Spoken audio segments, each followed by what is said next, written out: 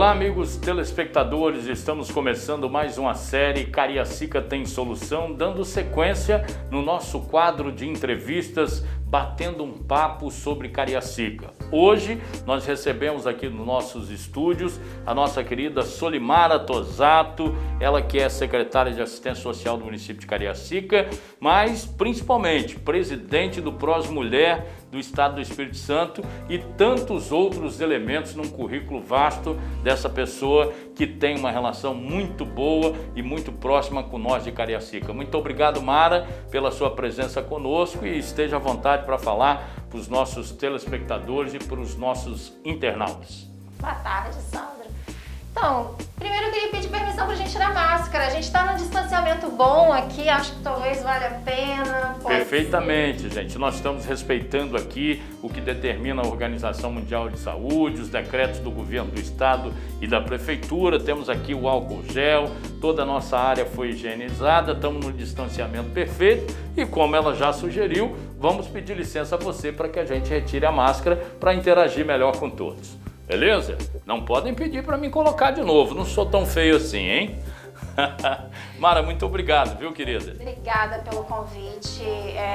Dizer que nós estamos aqui nesse momento para falar da importância do trabalho da mulher, para falar o quanto a mulher hoje é necessária se colocar no processo eleitoral. E aí, assim, falar um pouquinho de mim, né? Minha história com Cariacica. Sou apaixonada por Cariacica, né? Vivi aqui, eu falo que os meus melhores momentos eu vivi aqui. Também momentos ruins. Historicamente, né? A minha história me traz memórias ruins em Cariacica com a doença da minha mãe. Mas tenho ótimas memórias e se depender de mim, eu tenho certeza de você e do PROS, a gente tem bons frutos e uma proposta muito boa para encaminhar para Cariacica. Muito bem, gente, é interessante, nessa série de entrevistas nós estamos conversando com todas as pessoas possíveis da cidade, abordando os mais variados temas que envolvem a nossa sociedade no dia a dia. Cariacica cresceu ao longo da sua história de forma desordenada, nós temos um passivo social hoje ainda muito grande, né? Nós somos um município dormitório, ainda temos a questão da menor renda per capita do estado, precisamos de investimento na saúde, na educação, na infraestrutura e por isso a gente começou essa série de bate-papos sobre a cidade, Mara, trazendo desde da psicopedagoga até o gari, da servente até o professor, ouvindo as pessoas de bem, as pessoas que vivem o dia a dia da cidade, para a gente discutir. Esse momento é um momento pré-eleitoral, as eleições foram definidas as datas, será no dia 15 de novembro o primeiro turno, em Cariacica, que devemos ter segundo turno, no dia 29 de dezembro, e mesmo no período de pandemia, o nosso respeito vai aqui aos familiares que perderam entes queridos, que perderam amigos e familiares, mas a gente tem que também fazer essa abordagem. Eu sou presidente estadual do PROS e a nossa querida Mara é a nossa presidente do PROS Mulher. E a gente quer dar um valor, né, na discussão de políticas públicas, não só voltada para a mulher, mas também voltada para a mulher, mas com a preocupação muito grande de um todo em relação à nossa cidade. Mara, vamos começar falando um pouquinho da sua história, né? Você que já ocupou cargos nos mais variados staffs aí do estado, de outras prefeituras, a sua qualificação profissional, você se esmerou para ir estudar, buscar conhecimento, serve de exemplo para tantas outras pessoas que no meio de dificuldades buscam a superação e conseguem atingir o sucesso. Eu queria que você falasse um pouquinho primeiro de você, para depois a gente começar falando sobre o PROS, sobre a participação da mulher na política de fato, alguma coisa nesse sentido. Eu sou filha, né, cria de Cariacica, eu falo que eu fui forjada nas comunidades eclesiais de base, e aí nesse sentido, a gente tem como falar, quando a gente fala aquela expressão meu lugar de fala, o meu lugar de fala hoje é outro, mas eu já estive em outras posições. Então hoje o meu lugar de fala é numa condição de um cargo no Poder Executivo. Mas eu já estive do outro lado. Eu já estive do lado da pessoa que procurou acessar o serviço do executivo. Então eu consigo trabalhar bem e sei bem algumas necessidades que as pessoas passam. Claro que ao longo do tempo as necessidades vão aumentando, vão se ampliando. Mas o que a gente precisa entender, Sandra? Que de acordo com a sociedade, de acordo com a modificação da sociedade, a gente também precisa apresentar novas propostas.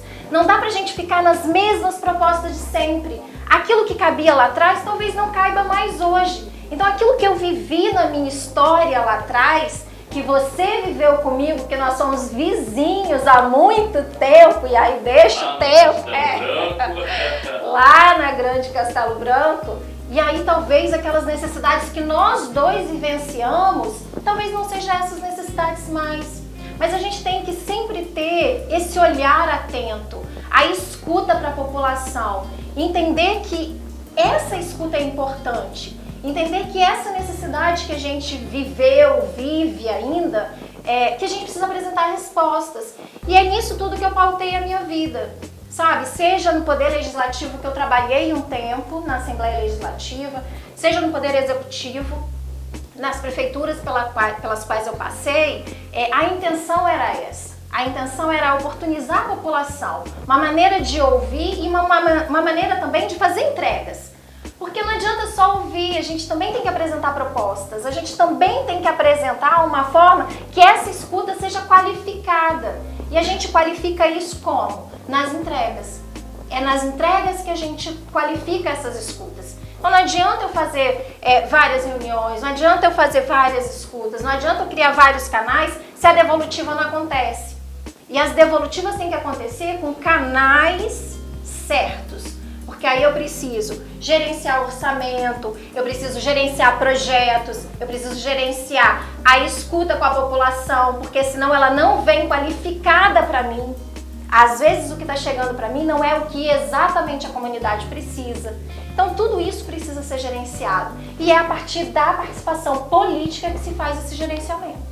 Perfeitamente, tá vendo? A gente tem discutido isso aqui e colocado principalmente, Mara, que é importante que as pessoas de bem se envolvam também na política. É muito fácil você ficar na sua zona de conforto, né? É muito fácil você ficar na sua zona de conforto e às vezes não olhar pela sua janela, não olhar do lado do seu muro, ver o que está acontecendo com seu vizinho. Porque, por exemplo, Mara, você que está à frente de uma secretaria muito importante em todo e qualquer município desse Brasil, deve estar vivenciando na pele o sofrimento das pessoas mais humildes, que essas políticas públicas, por não ter talvez uma discussão qualificada, ela não chega na ponta como deveria. Você tem que muitas das vezes, né, tratar os diferentes, aí tem que ter coragem para fazer essa fala, tratar os diferentes de maneiras diferentes, mesmo proporcionando políticas públicas de maneira isonômica, né? E a gente tem que preparar essa sociedade, porque eu sei, por exemplo, um dado que tem na secretaria que você está à frente, por exemplo, que isso me dói, me machuca muito, a gente saber que mesmo antes da pandemia, por exemplo, em Cariacica nós temos cerca de 20 mil famílias abaixo da linha de pobreza, e família entre 3 e 5 membros, nós estamos falando entre 60 e 90 mil pessoas da cidade, quase um quarto da população da cidade, que passam necessidade todos os dias, né? E as pessoas não se sentem confortável com esse peixe descendo na sua garganta. As pessoas querem dignidade, e essa política pública ela só se qualifica quando a gente prepara quem precisa de fato dessas políticas públicas, né? E quando a gente tem um gestor com a visão de um todo e que conhece, que vivencia os problemas da cidade. Por isso eu fiz esse convite para você estar aqui conosco, até por conhecer a sua vivência pública, até porque isso já me perturbou bastante enquanto eu era vereador na cidade. Ela pertencia ao GAL. Perturbar é forma de brincar com ela, dada a nossa liberdade, mas ela fazia o trabalho do GAL, o Grupo de Acompanhamento ao Legislativo, era um trabalho muito interessante e que combatia, e lá inclusive que estreitamos relações de conhecimento e de amizade, apesar de estarmos na mesma comunidade, e hoje estamos aqui, agentes políticos do município da cidade, discutindo, se Deus quiser, o futuro e um futuro melhor para a nossa população. Mas falando nesse viés aí de preocupação de qualificar as pessoas, você como mulher, e a mulher, apesar de ser maioria da população, apesar de ter algumas cotas pré-definidas, como por exemplo 1/3 no mínimo aí do espaço para candidaturas, muitas das vezes a mulher não quer vir para a urna, a mulher quer falar, tem conhecimento, tem pegada, tem posicionamento. Eu não gosto muito da palavra empoderamento, viu? Mas tem posicionamento, tem postura, tem propositura, mas não quer vir para o embate da urna. Qual é o seu pensamento? O que a gente pode, enquanto dirigentes partidários, fazer para que isso ocorra? Que a mulher verdadeiramente a cada dia ocupe mais os seus espaços, né? E nos ajude, né, a toda a população a melhorar os nossos dias. Então, Sandro, assim, muito honestamente e uma análise muito própria. Lembra que eu comecei a fala dizendo dos lugares de fala? É muito ruim quando a gente pega e coloca nos partidos políticos pessoas que falem por nós. Então as mulheres, elas começam a se enxergar que não são só estatística, elas não são só números, a gente não quer ser 1/3.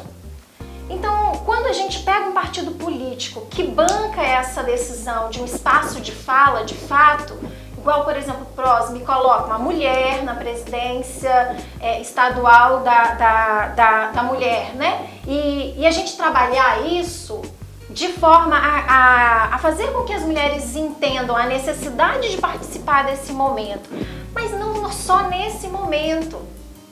A gente precisa entender e desmistificar que política se faz dentro da Câmara, dentro da Assembleia Legislativa, dentro das prefeituras. Não é isso, política se faz no cotidiano. Política se faz quando você vai negociar a vaga da sua criança na creche. Política se faz quando você vai ver o preço do pão na padaria. Política se faz nesses momentos que a gente está dentro de casa, conversando com o marido, tomando decisões familiares. Só que a gente pensa que não. Principalmente as mulheres, que têm várias atribuições. E aí, Sandro, se a gente pega um dado que é muito importante, a cada 3 famílias, ela é bancada por uma mulher. As famosas pães, pais e mães. E aí, assim, o que eu tô falando para essa família? Porque eu tenho que ter um discurso direcionado. Você já falou que nós somos mais de 50%. Nós temos aí a cada 3 famílias uma bancada por uma mulher. Essa mulherada, ela tem que entender que ela tem um papel determinante nessa sociedade. Só que os partidos políticos, as lideranças políticas, a grande maioria esmagadora, né, do gênero masculino, ainda não traz pra gente esse poder do espaço de fala. O nosso espaço de fala, ele ainda está nas estatísticas, ele ainda está na cota. Então é importante quando você, enquanto presidente do PROS, vire para mim e fala assim: Mara, vai capacitar a mulherada, vai conversar com a mulherada. Mas não só nesse momento, ao longo do tempo, que você fica me provocando isso o tempo todo, né? E aí, assim, é importante quando a gente faz isso. Exatamente para trazer esse discurso e esse entendimento da política do cotidiano.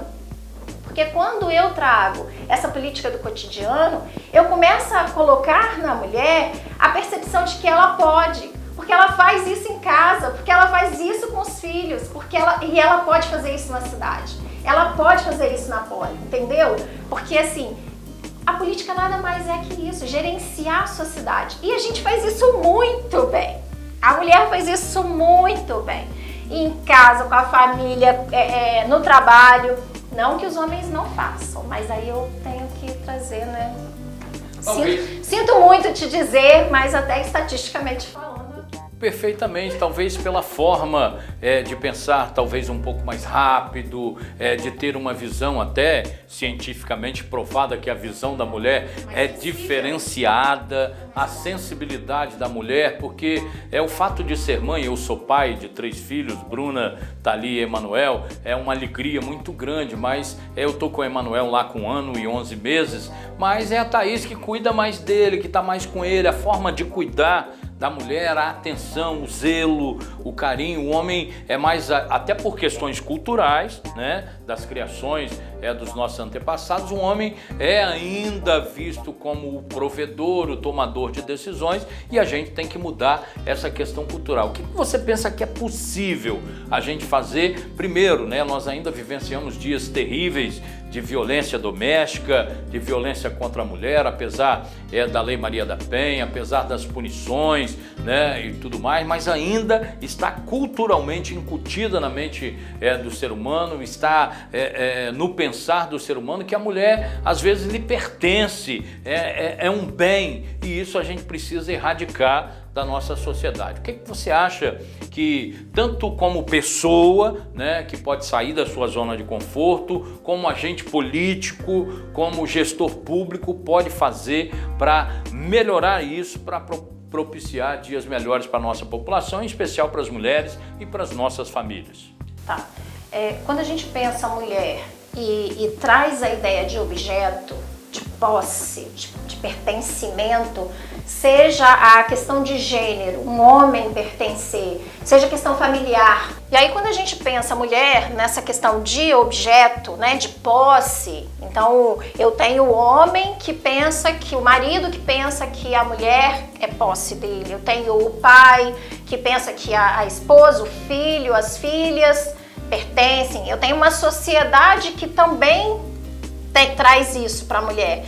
Então, quando a gente pensa essa questão, que isso foi colocado na cabeça da gente desde muitos e muitos e muitos anos atrás, é difícil a gente tirar esse sentimento agora. Então, o que acontece com a gente? Mesmo que a gente tenha certeza do que a gente precisa fazer, a gente tende a recuar. A gente tende a recuar por quê? Primeiro porque nós fomos catequizadas, né? Nós fomos educadas para dar certo do jeito que tá. Time que tá ganhando não se mexe. Mas aí quem tá ganhando não é o meu time. Mas de qualquer forma, eu fui entendida enquanto mulher, pela sociedade, pela minha família, pela escola, por tudo. Tudo que eu li, tudo que eu escrevi, tudo que eu vi, fala para mim que a primeira palavra que vai se dar como verdade não é a minha. Então eu tenho que brigar muito para provar que sou eu que estou falando, mesmo numa questão de abuso, mesmo quando eu tenho um olho roxo, um dente quebrado. Mesmo assim é difícil ainda provar, tanto que tem uma lei específica para isso.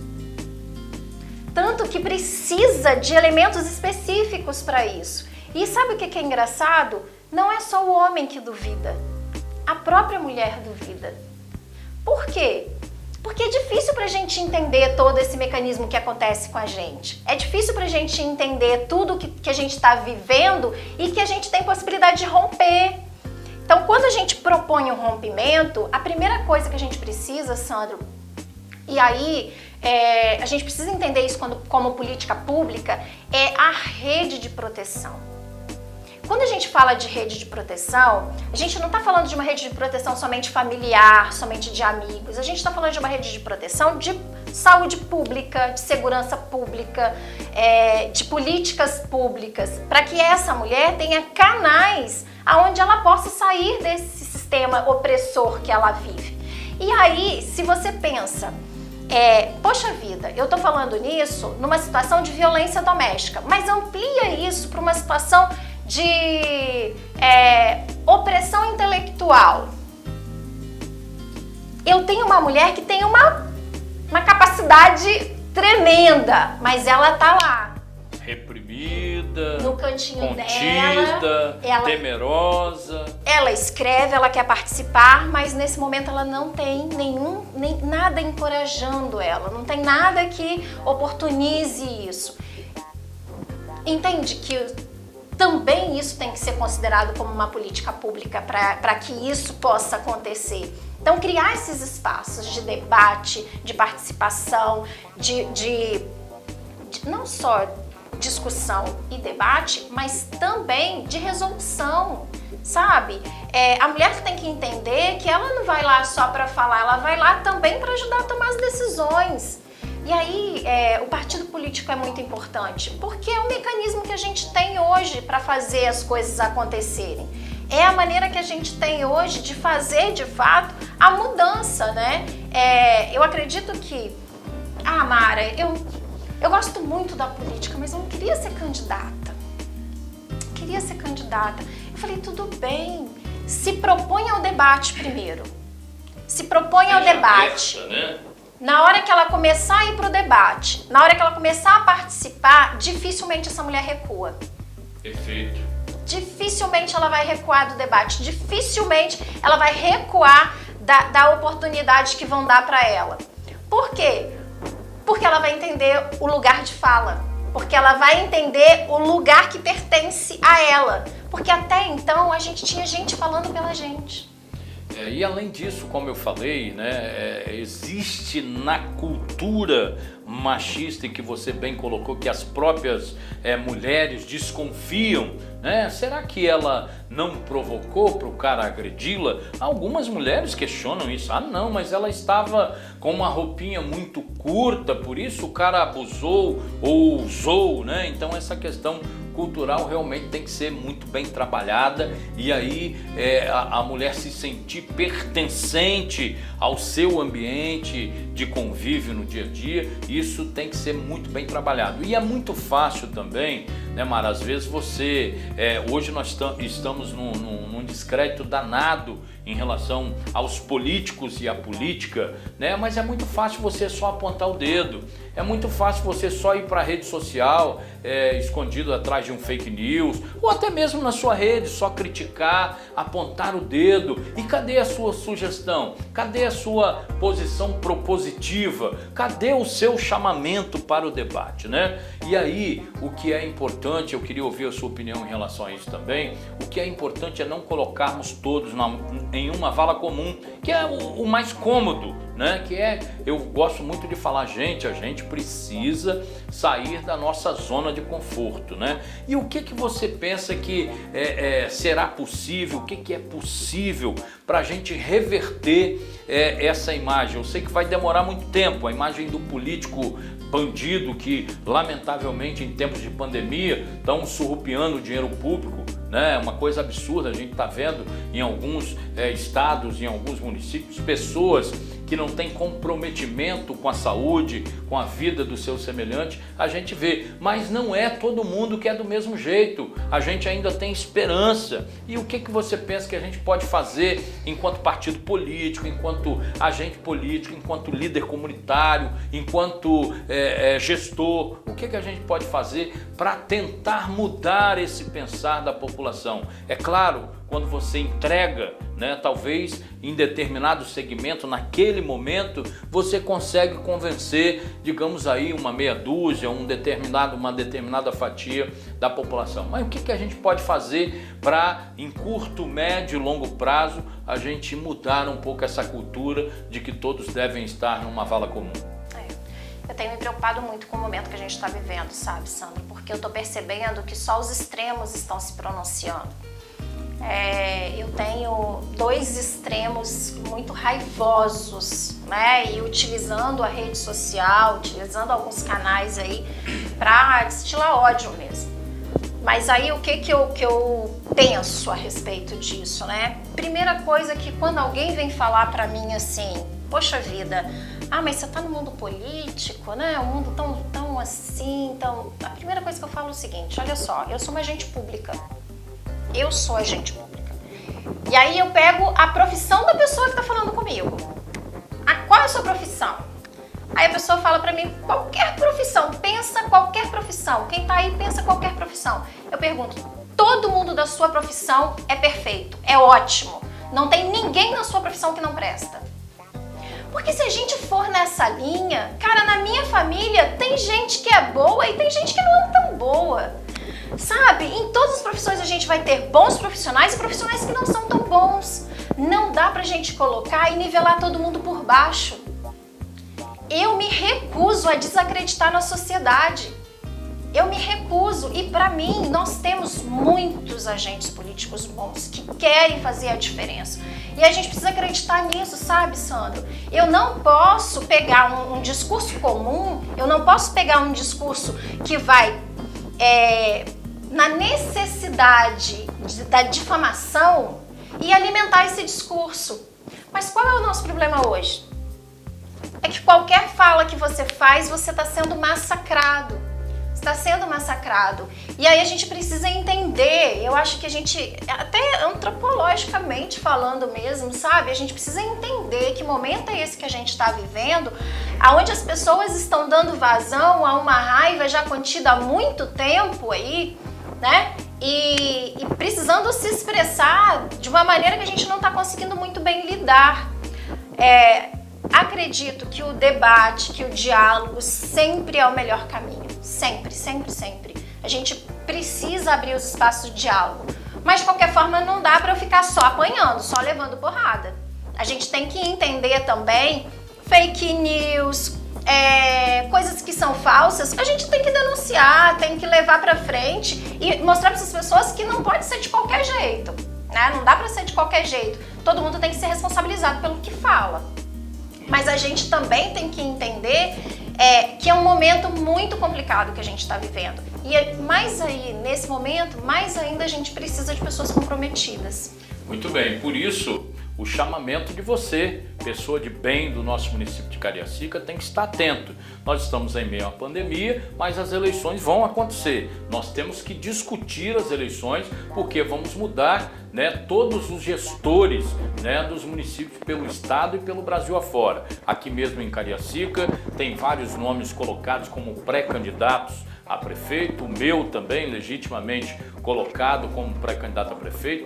A legislação nos permite a dizer isso nesse momento e é por isso esta questão dos debates, a gente ouvindo a sociedade, provocando a sociedade, porque pós-pandemia, Mara, né, a nossa receita municipal tem caído vertiginosamente, a receita do Estado, da União também, então as políticas públicas elas vão ter que ser repensadas para que as entregas aconteçam naquele viés necessário. Alguns, digamos assim, algumas coisas que não são tão urgentes e emergentes vão ter que ser relegadas a um segundo plano. O próximo gestor de Cariacica, seja ele qual for, vai ter que ter coragem, disposição, às vezes até, para tomar algumas atitudes antipáticas para poder gerir um município tão problemático como o nosso. Nós vivemos um município que ao longo da sua história, ele cresceu de forma desordenada, ainda somos a menor renda per capita do estado, temos um problema crônico que é o desemprego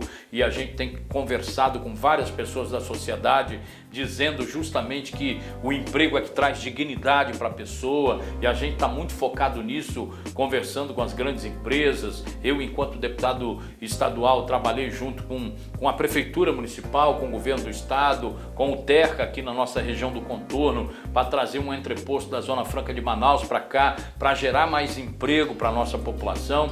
Porque nós somos um município dormitório, o cidadão trabalha e gasta até o seu salário no município vizinho e vem para a nossa cidade, né, repousar, dormir, mas a sua família aqui está e a gente fica apenas com o ônus social. E aí é onde os próximos gestores têm que estar preparados. E só vai estar preparado quem verdadeiramente estiver ouvindo, estiver vivenciando os problemas. E aí, Mara, eu queria que você, como conhece bem o município de Cariacica, também discorresse sobre as nossas potencialidades, né? Porque o município é bem posicionado geograficamente, o município tem duas rodovias que cortam, nós temos a questão do braço de mar, a gente está a 15, 20 minutos dos portos, de aeroporto e tal. O que é que você enxerga de potencialidade na cidade que a gente possa atrair a geração de emprego e renda, consequentemente você arrecada mais impostos e consequentemente tem a condição de entregar melhores serviços. Mas o que é que você pensa, qual o potencial que você hoje, trabalhando aqui no município,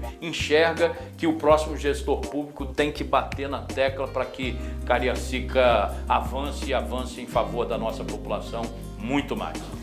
Então, Sandra, eu acho que o maior potencial de Cariacica é o povo de Cariacica, sabe? O povo de Cariacica, ele tem que entender e tem que se sentir pertencente a essa cidade. Cariacica é um município tão grande, tão lindo, a gente tem uma área rural incrível, a gente tem potenciais, seja na cultura, no turismo, o grande shopping aberto que a gente tem. Então nós temos muitos elementos aqui, como você já disse, que vale a pena ser explorados no sentido de retorno para a população. Só que a população tem que entender que aqui a gente vai conseguir crescer, que aqui a gente vai conseguir ter uma cidade que a gente vai conseguir se orgulhar, que a gente vai, sabe, brilhar o olho e falar, eu moro em Cariacica.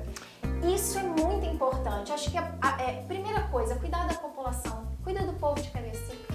Isso aí, eu acho que atitude simples pode melhorar, né, o nosso convívio diário, né? Eu que moro lá em Castelo Branco há mais de 30 anos, né, conheço a realidade, a nossa região tem se transformado ao longo dos anos, a gente teve alguns mandatos eletivos e ajudamos a construir uma transformação não só local, mas assim como no município de Cariacica, canalizamos recursos junto aos governos, junto à bancada federal, e quando você coloca desse extremismo, isso também nos preocupa muito. Viu, Mara? Porque, como você bem colocou, Cariacica tem potencialidades para ampliar o agronegócio, o agroturismo. Nós temos um estádio Kleber Andrade, nós temos belezas naturais, nós temos um carnaval que também representa dignamente a cidade. Nós temos vários talentos na cultura, né, no esporte. Hoje mesmo estive com o professor Eduardo Palaoro, né, que representa o handebol, o esporte capixaba, representou campeão